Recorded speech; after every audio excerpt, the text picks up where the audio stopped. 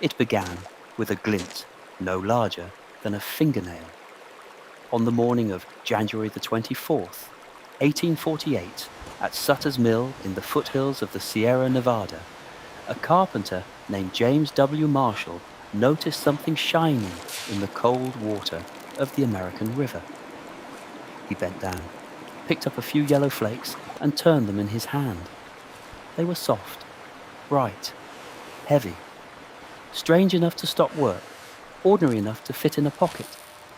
That moment, almost silent and easily missed, would ignite one of the most explosive migrations in modern history. At first, the discovery was treated like a secret. John Sutter, the landowner, understood the danger immediately.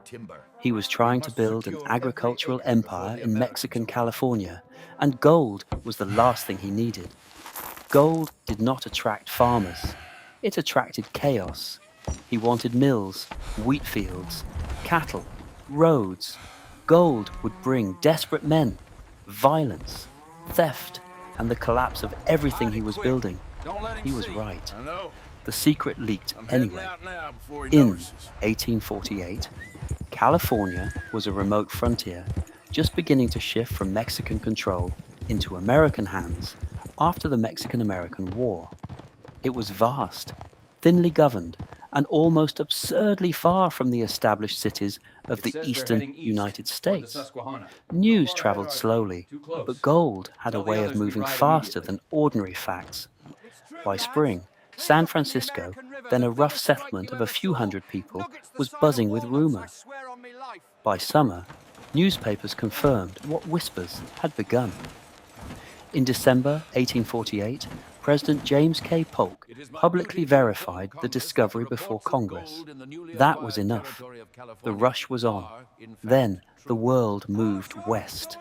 In 1849, they came by the tens of thousands, so many that the year itself gave them a name, the 49ers. They came from New York and New Orleans, from Chile and Peru, from France, Mexico, China, and Australia. They crossed the continent in wagons, rode mules over mountains, sailed around Cape Horn on journeys that could take 5 or 6 months, or hacked through the fever-ridden jungles of Panama to catch ships up the Pacific coast. Men died on the trail of cholera, exhaustion, accidents, and starvation before they ever saw a riverbank in California. Ships arrived in San Francisco packed with passengers whose faces were already burned by salt, wind, and hope. And when they stepped ashore, many found a city barely able to stand. San Francisco transformed almost overnight from a sleepy port into a boomtown of canvas tents, wooden shacks, gambling dens, wharves, saloons, mud, and noise. In 1846, its population had been only a few hundred. Within a few years, it exploded into the tens of thousands. Ships were abandoned in the harbor because entire crews deserted the moment they heard they could make more money chasing gold. Some of those empty ships were later turned into warehouses, hotels, taverns, and even jails. The harbor became a graveyard of ambition and a monument to collective frenzy. Beyond the city, the goldfields spread. Across the Sierra foothills, in a chaotic chain of camps with names that sounded half comic, half prophetic. Hangtown, Rough and Ready, Murderer's Bar, whiskey diggings. Men slept in tents or under the open sky. They rose before dawn and worked in icy streams, knee-deep in water, their hands numb and split. At first, gold was easy to find. A pan, a shovel, a rocker, and luck could be enough. Nuggets and flakes glittered in riverbeds and trapped in gravel bars. Some men made small fortunes in weeks. Stories spread of miners pulling hundreds or even thousands of dollars worth of gold from the ground in a day. Those stories were true, just often enough to keep everyone digging. But the gold rush was never only about gold. It was about speed, hunger, reinvention. A clerk could become a prospector. A sailor could become a merchant. A failed farmer could become a saloon owner. $5 for that California shuttle. Take was it or one of the leave it. few places on Give me Earth three and a where a half. man could arrive unknown, We need more coffee filthy, over here. and broke, and by sunset imagine himself on the edge of wealth. That fantasy was the true fuel of the gold rush. Gold was the metal, hope was the engine, yet reality was harder, sharper, and often crueler than the legend. Most miners did not become rich. Many barely survived. Prices were outrageous. A single egg could cost what seemed absurd back A east. dollar for a single Boots, egg. tools, What are you flour, charging for the coffee, flour? bacon, and Flour's up candles another sold at 2 cents a inflated pound. prices because Here's a hard everything haul had to be through the shipped mud, or mister. hauled I'll weigh great the bacon distances. first. A miner might Picks, strike nothing shovels, for and the months, finest whiskey while in the the man selling territory. picks, Reasonable shovels, rates, and friend. whiskey grew steadily wealthier. In fact, Keep some your of the shirt most on. I'm reliable getting bigger. fortunes of the gold We rush need that came whiskey not now, from merchant. mining, And a but from shovel. supplying That'll be $3 miners. in gold dust. Levi Strauss Go ahead, built try part and of his rip it. success This'll selling last you durable through the clothing. hardest digging. Samuel Brannan, By a thunder, merchant it and holds tight. newspaperman, became one of California's earliest millionaires by loudly promoting the gold discovery while selling equipment to those racing toward it. The camps themselves were Claim jumper unstable gets no worlds. quarter. There was little That formal law section in there the is early vague. years, so It must order state often the depended penalty on clearly. improvised rules, miners' I codes, said or back off. brute This is force. my ground. Claims were Stop staked, it, both of you. disputed, He ain't worth it. stolen, and defended.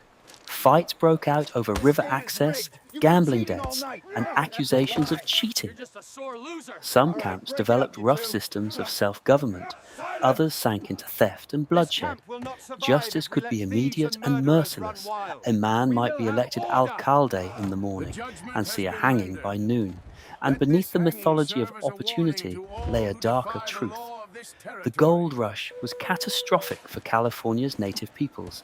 Before 1848, California's indigenous population had already suffered under Spanish and Mexican rule, but the rush accelerated devastation on a terrifying scale. Miners invaded tribal lands, Keep destroyed digging, food men. We need to sources, widen this channel diverted before rivers, sundown. and carried Let's disease move into it. communities with no Get back protection. here. They took my family. Help Violence us. followed with horrifying speed. Massacres, forced removals, kidnappings, and starvation shattered native societies. In just a few years, entire villages vanished. This was not an accidental side effect of progress. It was one of the central brutal realities of the gold rush. The environmental damage was immense as well. Forests fell for timber and fuel. Hills were torn apart.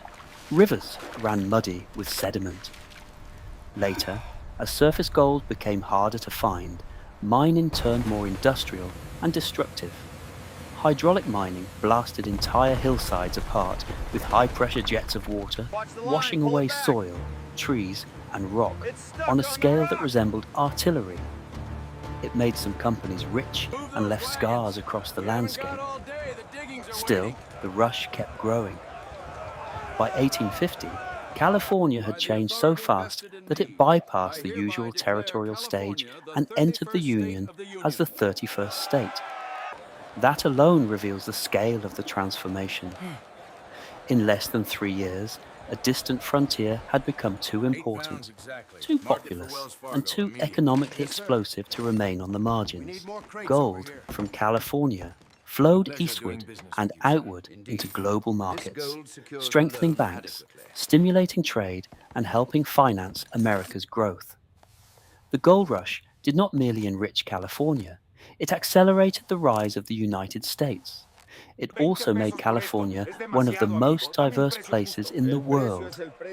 Spanish-speaking Californios, Mexican miners, French adventurers, free black entrepreneurs, Chinese laborers, German merchants, Hawaiian sailors, and immigrants from Latin America and Europe crowded into the same volatile geography.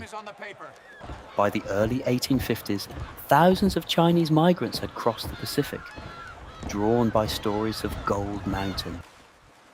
They brought labor, discipline, and resilience, only to face discrimination. violence, Read the notice. and special foreign miners' $5 in taxes gold dust designed and to coin. push them Now out. move along. Others are waiting. The gold rush promised opportunity to This everyone, is my water. but You're it trying to steal my distributed danger gold. more I ain't evenly stealing than anything. justice. Get away from here. Hey, And yet, break it for up. all its We got hardship, laws here. the era burned itself into memory with almost cinematic force. Picture the dawn in the Sierra foothills, frost on canvas, smoke rising from cook fires, mules stamping in the mud, men with tin pans walking toward rivers that flashed silver before the sun turned them gold. Hear the constant sound of axes, hammers, water, arguments, shovels biting earth. Smell wet wool, tobacco, pine, sweat, frying pork, and river silt. See the faces, bearded, gaunt, feverish, ecstatic, ruined, determined. Every camp was full of unfinished stories. Every man believed the next shovelful might split his life into a before and after. By 1855, the wildest phase of the rush had begun to fade. The easiest gold was gone. Keep that shovel Independent moving, boys. miners All were the way, squeezed we got out by more larger timber supports down operations below. with better equipment and capital. Boomtowns that had erupted in noise and mud began to empty, harden into settlements, or disappear altogether. Some men went home richer. Many went home poorer. Some never went home at all. They stayed, turned to farming, trade, law, politics, railroads, banking. The rush ended, but California did not return to what it had been. It had been remade. That is the true story of the California Gold Rush, not merely a treasure hunt, but a violent birth. It built cities, destroyed communities, sped statehood, widened America's reach to the Pacific, ledgers confirm and the created projected fortunes that profits. echoed We for move generations. It turned a remote edge of the continent into a center of power and myth. All because one morning, in cold, running water, a man saw something shine